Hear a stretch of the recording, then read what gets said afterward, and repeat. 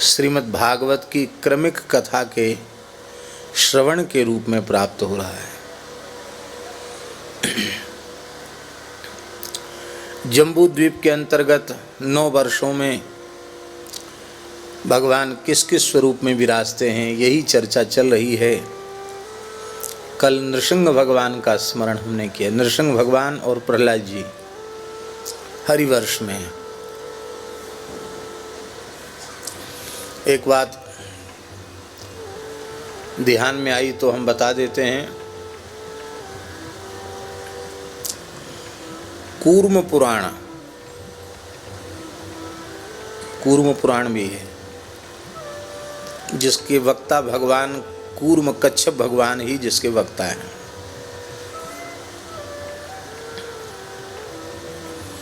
कूर्म पुराण में एक नई बात तो ये मिली, परसों मूल पाठ में आई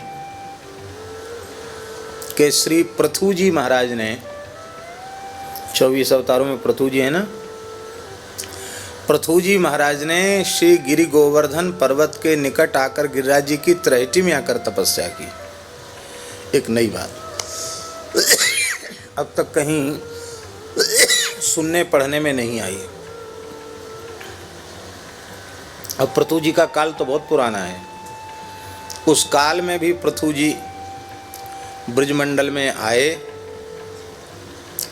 और श्री गोवर्धन पर्वत की उपासना की। उन्होंने कठोर तपस्या की और यहाँ भगवान के चतुर्भुज स्वरूप का दर्शन प्राप्त हुआ और भगवान की कृपा से उन्हें अंतर्धान नामक पुत्र की प्राप्ति हुई।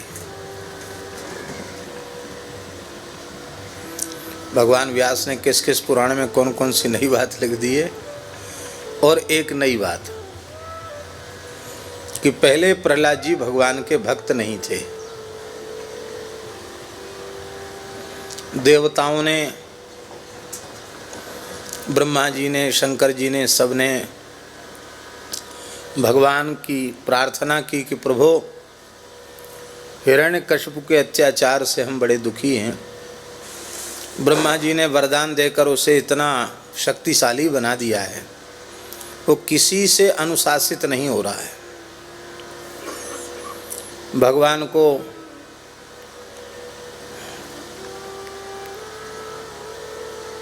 पुकारा और भगवान द्रवित हो गए। धार पे चढ़ा देना कहते हैं ना, चढ़ा दिया ठाकुर जी। ठाकुर जी सीधे युद्ध करने चले गए।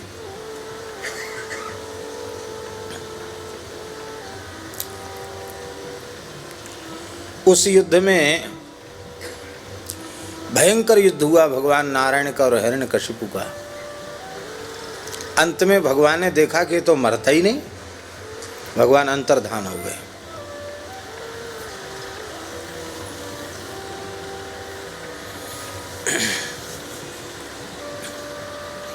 और इसका संकेत भागवत जी के सप्तम स्कंध में भी, सप्तम स्कंध में नहीं, अष्टम स्कंध में,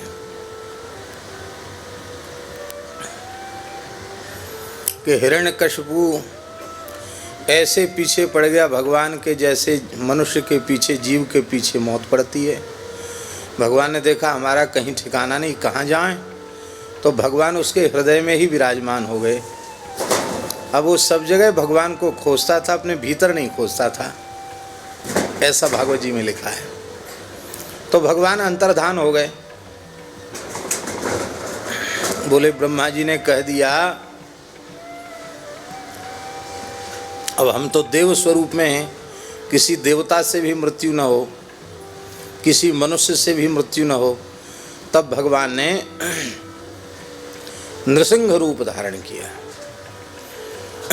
और नारायण भगवान से जो हिरण्यकशिपु का युद्ध हुआ, उस युद्ध में प्रहलाद जी भी सम्मिलित रहे। प्रहलाद, अनुराध, संघराध, हराध, अपने भाइयों के साथ प्रहलाद जी भी उस युद्ध में रहे।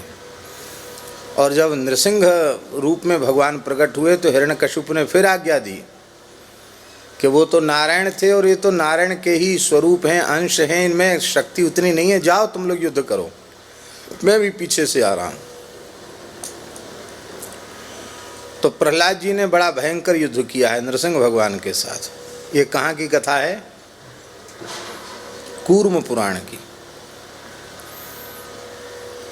अंत में प्रहलाद जी ने देखा कि ये इतने प्रचंड हैं कि बड़े दिव्य अस्त्र शस्त्र सब निगल जा रहे हैं, तब क्या करें?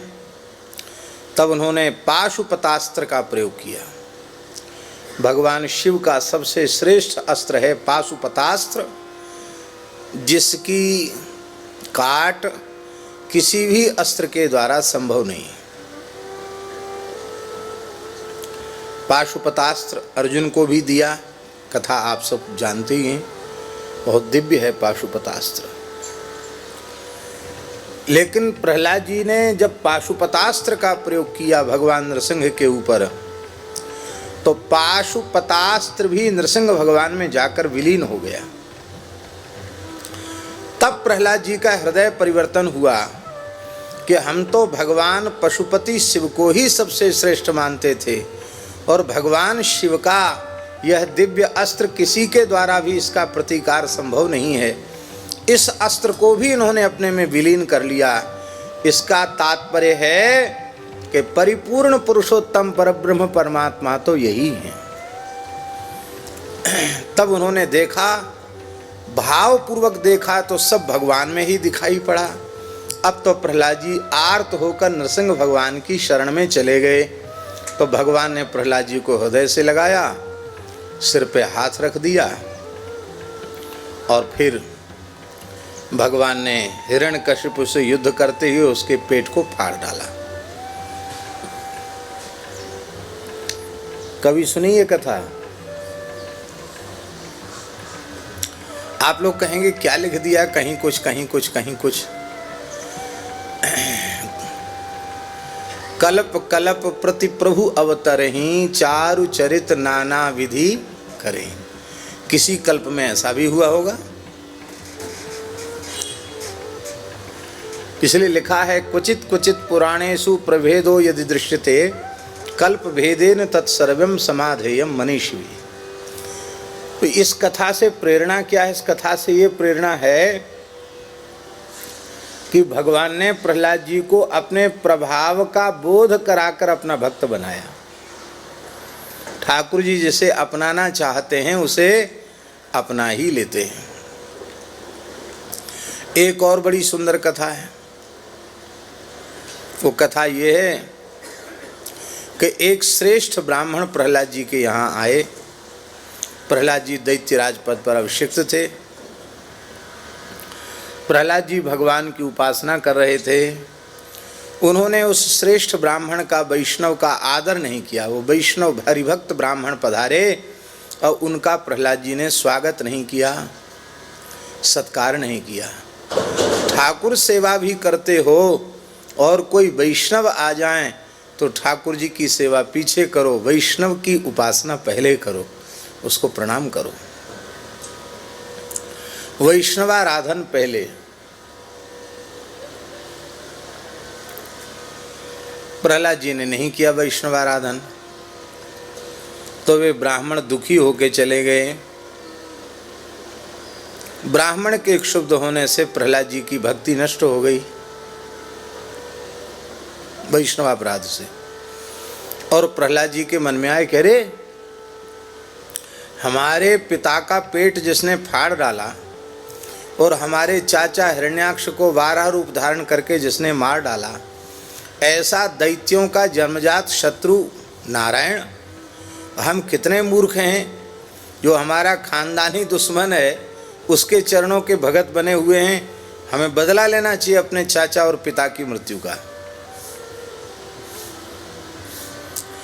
तब उन्होंने चढ़ाई कर दी, युद्ध के लिए निशान बजा दिया। तो भगवान फिर युद्ध करने आ गए, ललकारा तो भगवान फिर आ गए। और यहाँ भी ये कूर्म पुराण की कथा, फिर युद्ध हुआ।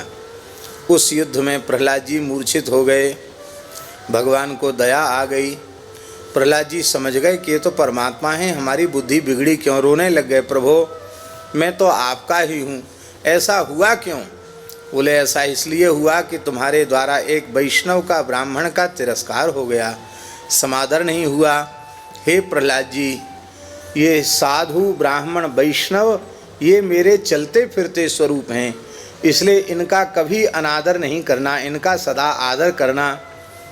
तो प्रहलाद जी पुनः शुद्ध हो करके, फिर लिखा है कुरुम पुराण में कि फिर प्रहलाद जी की भक्ति में कभी अंतर पड़ा नहीं। ठाकुर जी अपने भक्त को परिपूर्ण बना देते हैं, अर्थात भगवान की भक्ति में तो प्रहलाद जी परिपूर्ण थे ही, इस लीला को करके ठाकुर जी ने वैष्णव भक्ति में, भक्त भक्ति में भी प्रहलाद जी को परिपूर्ण बना दिया। ये कथा कल ही आई है पाठ में, इसलिए हमने कहा ताजी ताजी कथा है, तुरंत सुना देते हैं। श्री वृंदावन बिहारी लाल की जय।